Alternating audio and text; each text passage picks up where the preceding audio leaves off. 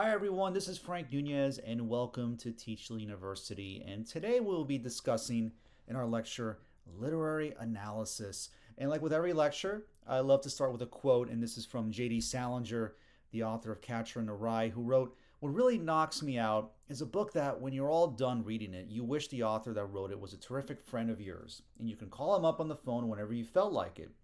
That doesn't happen much though."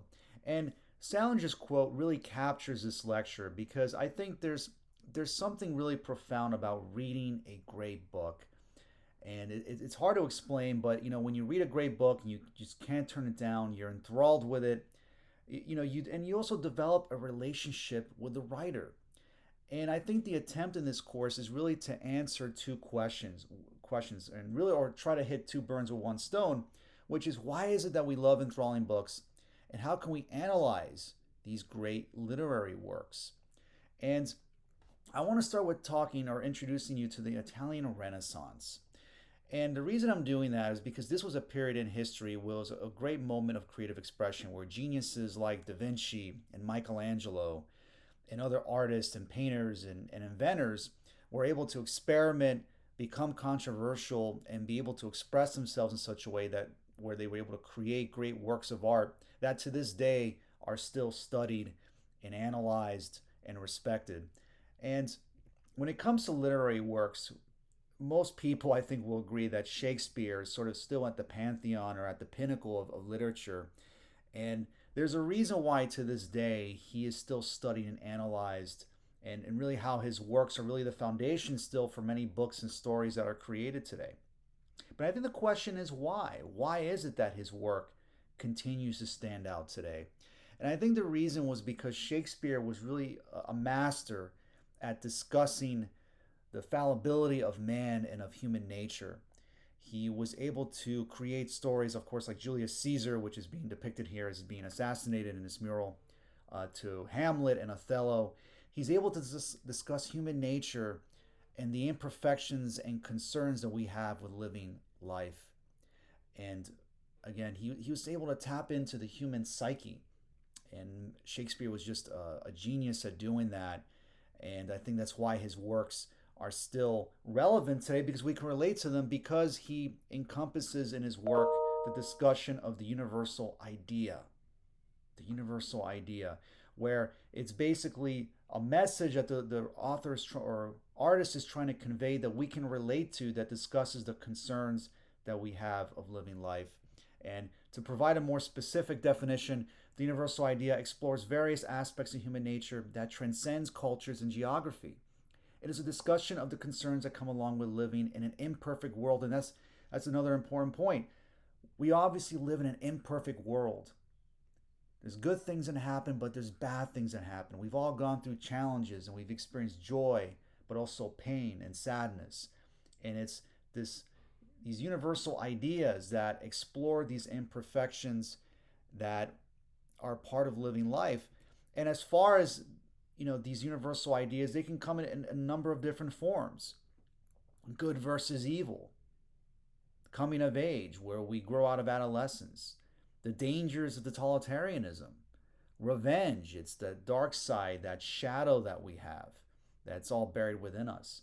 Overcoming the odds, where we could all relate to this, where we've always felt like maybe we're the underdog, and how do we overcome overwhelming odds to achieve what we want? And that's the story of like David versus Goliath.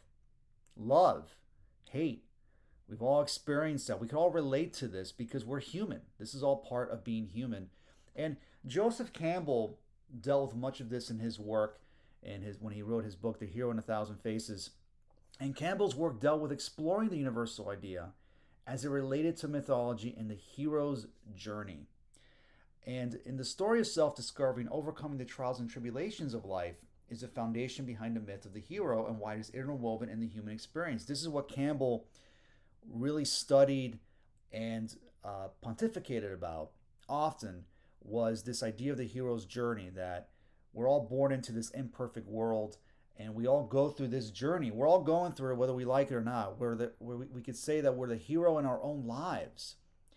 And we can choose either to be the hero or we can choose to be an extra in our own story. And I think Campbell That's something that he really discussed often in many of his lectures and in his books. And it was Campbell's work that inspired George Lucas in creating Star Wars. And there's a reason why, even to this day, Star Wars continues to thrive and is just as popular as when it first came out back in 1977, because Lucas was able to capture that power of mythology and of these universal ideas into Star Wars. The idea of good versus evil, of overcoming that shadow, that dark side we all have. And these are just some of the many underlying themes that Lucas talks about, or was able to integrate in his films. And with every book, just like with every movie, there's an underlying theme the author is attempting to express by using literary devices such as foreshadowing, imagery, dialogue, and many other tools in the writer's toolbox to convey his message. So whether you're watching a film or you're reading a good book, there's an underlying theme the author is trying to express, and they use tools such as foreshadowing and imagery and dialogue. Foreshadowing could be maybe there's characters that are having dialogue or having a discussion that can foreshadow what is going to happen later on in the story that could be detrimental to the protagonist. Or perhaps the author uses imagery or symbolism, or it could be mountains in the backdrop, or maybe a fire raging in the fireplace that could symbolize something that could relate to the theme of the story.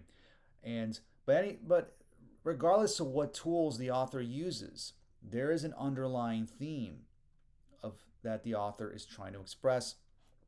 And I think Orwell was the master at this, because you look at the term Orwellian. The term Orwellian is used often by those who want to critique government, or are who want to critique political opponents. Is used often by members of the media, politicians. They use that term to sort of describe the dangers of totalitarianism or Big Brother. And Orwell was able to capture this theme in his books 1984 and Animal Farm. And these were sort of the side effects of his experience with facing the dangers of Stalinism during the Spanish Civil War during the earlier part of the 20th century. So Orwell was able to really tap on that theme. He was really a product of his time, because he wanted to warn of the dangers of totalitarianism, and he was able to hit those themes home very effectively in 1984 in Animal Farm. So when it comes to analyzing a book or a film, what is the author trying to say, and how does it relate to you? And what's great about this is that there's no wrong answer, because you might discover a theme in a particular book that maybe the author never had any intention of expressing. Sometimes the author created a theme in his work or her work without even realizing it. Maybe it was unintentional. It's highly subjective. It's what you think the author's trying to say. What do you get out of the book? And that's important. And I think this is, by answering that question, it helps us understand why we're so enthralled with books, why we love reading a good book, and also how it is we can better analyze them. It's by trying to discover what is that universal idea that helps us understand the world around us. And that is that life is imperfect, and great literary works helps us make sense of the world around us. Great fiction gives us ideas on how to live a better life. So reading a great book can actually make our lives better, because it gives us a better understanding of the imperfections and the challenges and the good and the bad that happens in the world that we live in today.